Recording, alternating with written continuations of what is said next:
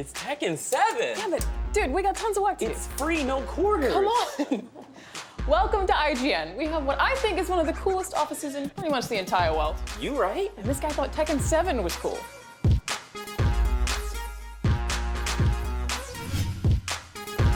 But this is more than just an office tour. This summer we're going to Anime Expo, D23, and Comic-Con. So when we get access, you get access. You're gonna find all the latest news, interviews, and exclusive gameplay clips you can't find anywhere else. And if there's a game you need to be playing, you're gonna find it here first. But most of all, we get to talk about games both new and old in the form of reviews, previews, and game help for all the games you want to play. Let's go, dude.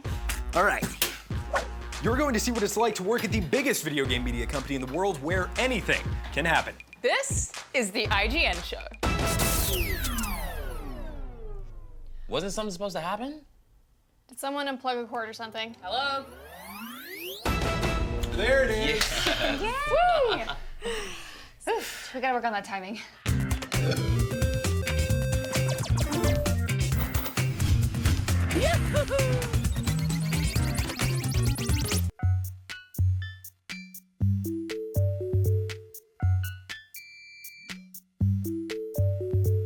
Welcome to the IGN Show. I'm Alana. And I'm William. Today we teach you how to get better at Overwatch, talk to WWE superstar Seth Rollins, and unveil an exclusive, never-before-seen clip from Destiny 2. But first, we've been going to a lot of conventions this year. What's your favorite? I gotta say, Anime Expo has to be my favorite. Vidcon has to be near the top of the list as well. It's all your favorite streamers in one place at the same time. Here's a look at everything it has to offer.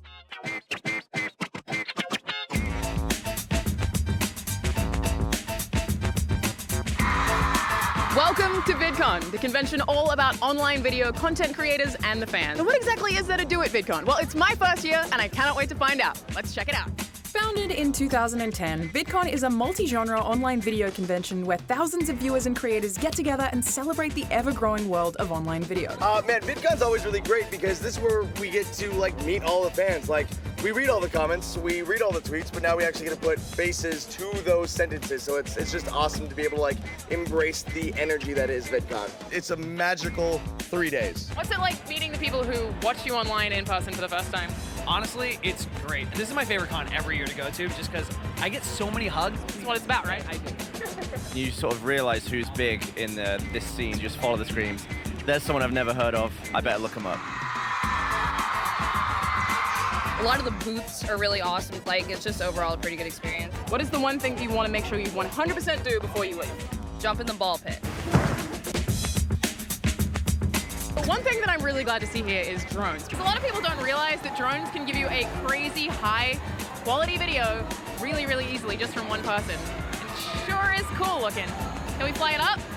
Seems like every single booth you walk past, someone is being interviewed or someone has a crowd around them because they're famous. It's like every person here is famous, and I think that's so inspiring. Vidcon actually has an area just for gamers. Behind me right now is the Vidcon gaming stage where you can watch your favorite Let's Players or Twitch streamers hang out and talk about how they got started. There's also an esports arena where you can actually play with those people, and an awesome PC setup where people can just LAN all day long while they wait for the next panelist. The second floor of Vidcon is all about panels. Industry experts are getting together to teach you a bunch of different things like how to build a set, how to monetize your content, and how to optimize for different platforms. There is so much stuff to learn up here. This is really the heart of VidCon. This is the meet and greet hall where people are lined up for hours to meet their favorite content creators. 3 months ago, they had to apply for a ticket for a lottery just to get a chance to see one of their favorite content creators. How many have you met so far? I think about 7. I just met Tyler Oakley. Cody Co. Oh my god. Knowing they're just like you kind of thing and getting to know them a little better in person, it's a really cool experience. So coming out of this meet and greet, I'm thinking about the #1 person that I want to meet, a YouTuber that I really love, and the first one that comes to mind is Boogie2988. Boogie2988 coming at you live once again through the power of the internet. Boogie2988 is one of my favorite YouTube content creators because he's an incredibly welcoming, genuine person. And I think it's just awesome to see someone so successful still be so personable and sweet. Guys, I want to thank you guys for watching.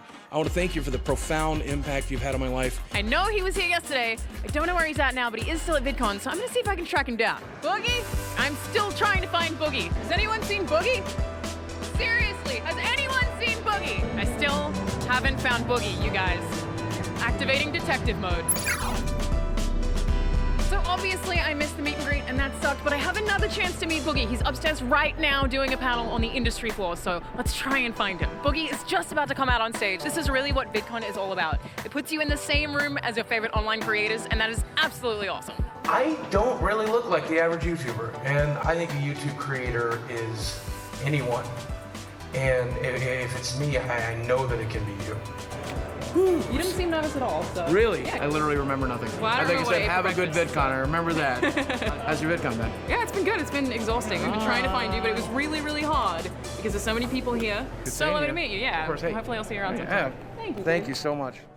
After meeting Boogie in person and having him actually take the time to talk to me, I felt even more appreciative of him. He was just as kind in person as he is on the internet. So that was it for my first year at VidCon, and I have to say it was so much bigger than I expected, and there's so much more to do than I would have thought. There's just crazy amounts of excitement, so the atmosphere here is kind of addictive.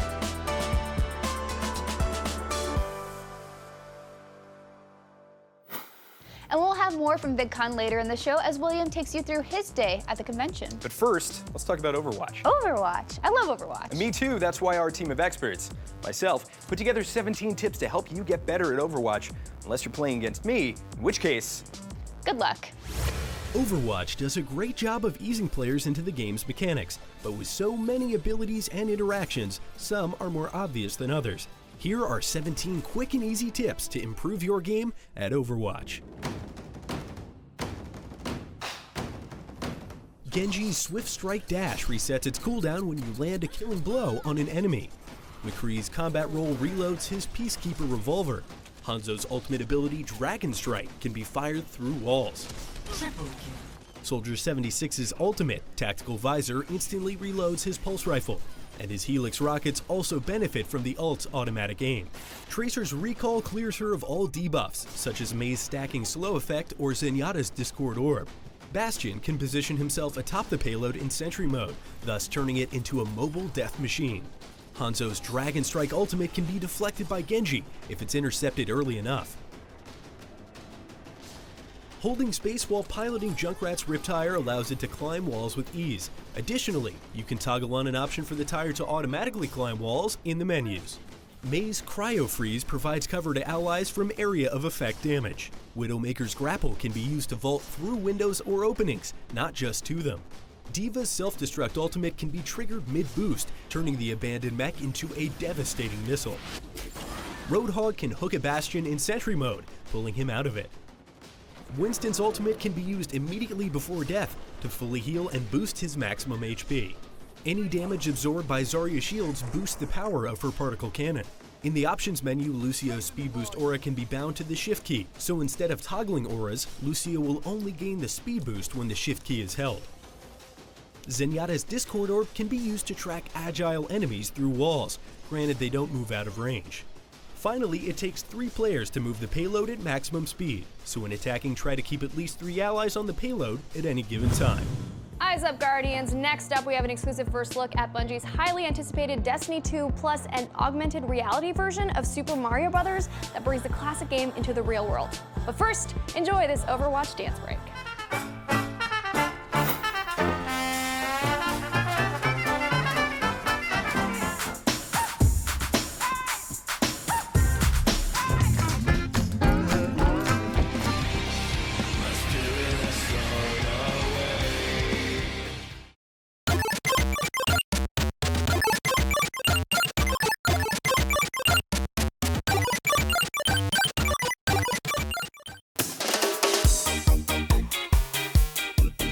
Okay, you guys, we all try to play as many games as possible, but different people like different things more than others. So, James, you've been playing Diablo at the moment, right? yes, Rise of the Necromancer DLC just came out, which includes the long-awaited Necromancer class. It's fun until I think you get to a point where you've reached this critical mass of power and it becomes a very, you either die extremely quickly or you're just killing everything on screen in one hit. But what I'm more excited about with this DLC is the idea of what comes next. Yeah. Diablo 4, I think Diablo 3 is the only... It's been around for so long. I've been playing in college, just like, wow, that has been around a very long time. And it's the only game that Blizzard doesn't have a long-term monetization strategy in for, so anyway, that's fine. I haven't jumped into that yet. I've actually been playing Thumper on Nintendo Switch. Oh, nice. I haven't picked that up yet. No. It's a rhythm game, So it's just a lot of tapping buttons at the right time when certain things show up, and it's like incredibly intense, and I was playing it on long flights, and I feel like my heart rate is up really, really high when I'm playing it because it's so stressful. I'm currently stuck on the level 7 final boss fight, but I really love it. I've actually been playing Legend of Zelda Breath of the Wild still. I'm almost done with the game. I've almost got to Ganon.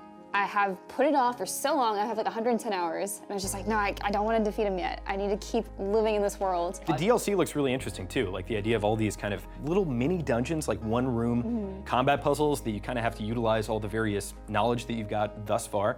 The whole game's harder. There's a lion at the start of the game. Like, it's insane. Doesn't the game work? As soon as you turn it on, you can go immediately to the final boss in the game? Yep, you can go straight there if you want. Really hard though. But what about you, William? What have you been playing? Well, I've been playing Watch Dogs 2. I really enjoyed it a lot because I'm from the Bay Area. It takes place in the Bay Area. You can drive through all the things you want to drive through in real life in the video game. It's really cool living in San Francisco and playing that game. Yeah. Yeah, you can find like where office is kind of. Yeah, I was very disappointed when I'm like, it should be here, but it's not. It's a hill.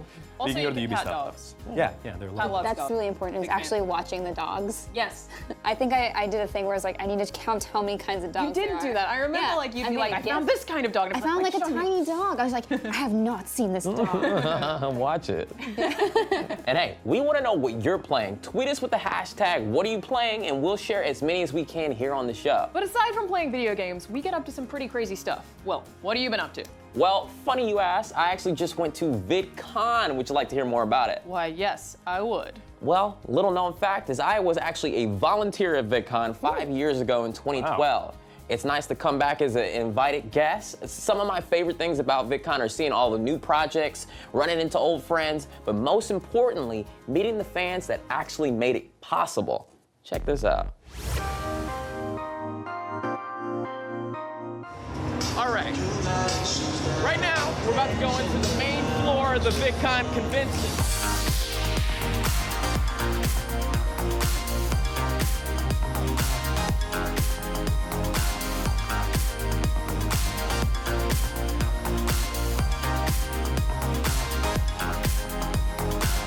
I'm so sorry. Can I get a picture with you? Sure. I'm a really big fan. Thank you so much. All right, nice to meet you too. Honestly, he knows who I am.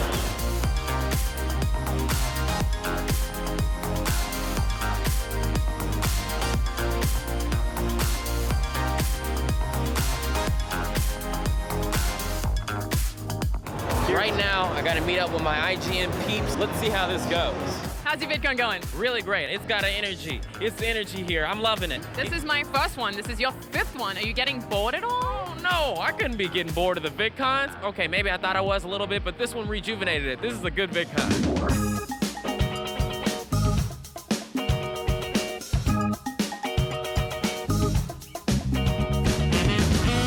When I woke up this morning, I was a happy person.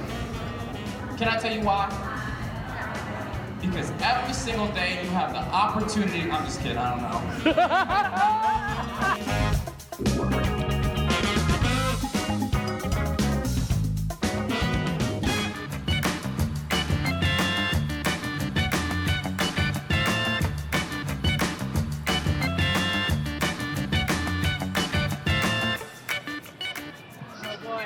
You absolutely destroyed me by 200,000 points. I've been playing this in bowling alley since 2007. I needed this. We had a great time at VidCon. We also had a great time at Anime Expo. It was so much fun. So to see all of our adventures from Anime Expo, be sure to tune in later this week where we take an up-close look at Dragon Ball FighterZ, and we got an awesome interview with the creator of Final Fantasy, Hironobu Sakaguchi. And coming up next, we have an exclusive look at Bungie's highly anticipated sequel, Destiny 2. My top 3 favorite games of all time are Half-Life, the Mass Effect series, and The Last of Us. And the reason why I picked The Last of Us is because it was probably the most touching story that I've ever experienced in a video game. It was like art. The first Walking Dead game was the first game that ever made me cry. The Last of Us. And then Skate 3. Where's Skate 4? I want to know, because I've been waiting for it my entire life.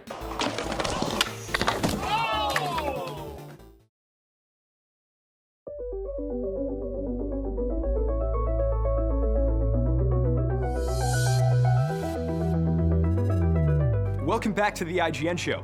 We here are pretty excited about Destiny 2, so we sent a crew over to Bungie to get inside the developers' heads and expose their vision for the sequel.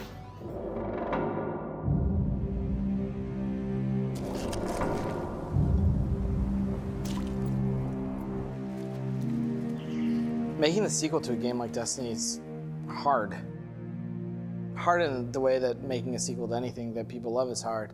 But it's challenging because we have this game that brings people together over and over, and with making a sequel, one of the first things we thought about doing was, how are we going to bring more people into this world?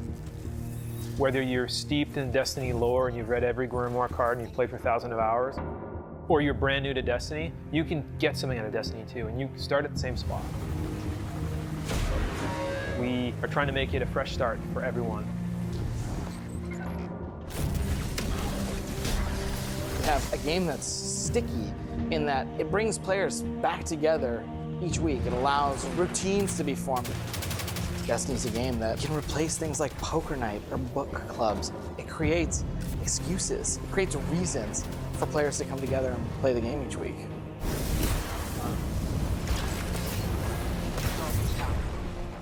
Getting the story right has been super, super important for us this time. And by getting it right, that means telling a story that people can relate to with memorable characters, epic moments, and ultimately something that people can sink their teeth into.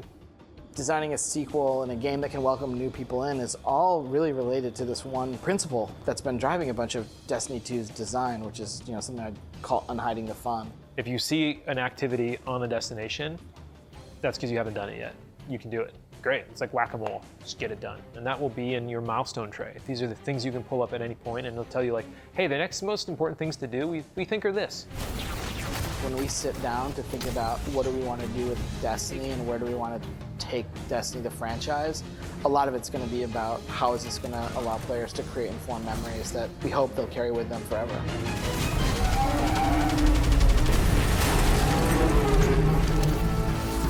It's not getting up from that. Destiny 2 will be available on PlayStation 4 and Xbox One on September 6th and PC on October 24th, but you don't have to wait until then to see more. For the first time ever, here's a very special look at the explorable destination, Nessus.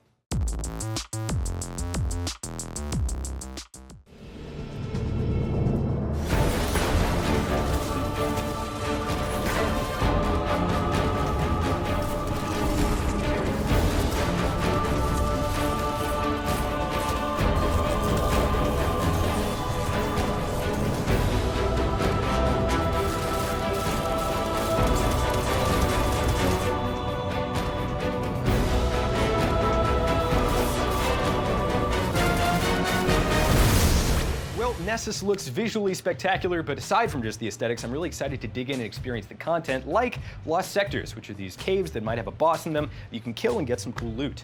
I love doing that, but I'm actually really excited about the adventures, which is like 10 to 15 minute side quests that seem to be really dialogue, narrative driven, which is something that I really love. Story is nice, but I am excited for the return of public events, which an example might be a world spawn boss that you and all your friends kind of randomly coalesce to and emergently tackle and get some cool loot, and there will be incentives to come back and check out that content later in the game. It is all very, very exciting stuff, and we have way more coverage of Destiny 2 right here on IGN.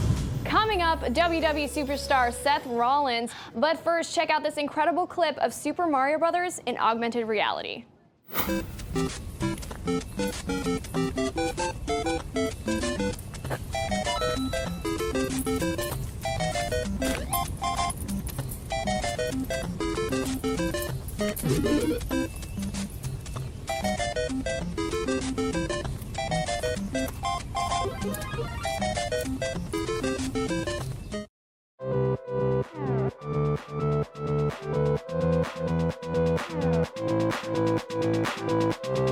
We sat down with the two-time heavyweight champion of the world, Seth Rollins, to see what he's most excited about in WWE 2K18. Here's what he had to say. The thing I'm most excited about for WWE 2K18, I'd have to go with, well, yours truly being on the cover, of course. I mean, all the great features, the huge roster, but there's nothing like the man on the cover of the video game. WWE video games have come a long way over the years. I've been a fan my entire life. Since 2K's come on board, they've really taken everything to the next level, from the graphics to the roster to the gameplay, and it keeps getting better and better and better. Yeah, it's pretty crazy. You know, I grew up playing video games and WWE games basically my entire life, you know, for as long as I've had a system at home, even before that in the arcades. So to be amongst a very small group of men who've been able to grace the cover of the WWE video games over the years is really special, extremely humbling, and I'm really proud to be kind of, you know, bundled in with all of those legends. Tomorrow on the show, we see what it's like to play the Nintendo Switch in zero gravity, teach you how to be a superstar streamer, and share everything you need to know about Dragon Ball FighterZ. If you want to know more about any of the games you saw on the show today, go on over to IGN.com and follow us on Twitter and Snapchat at IGN. That's our show for today. Thank you so much for hanging out with us. Have a good one, guys, and keep it locked to IGN. See you tomorrow. Bye. Come back soon.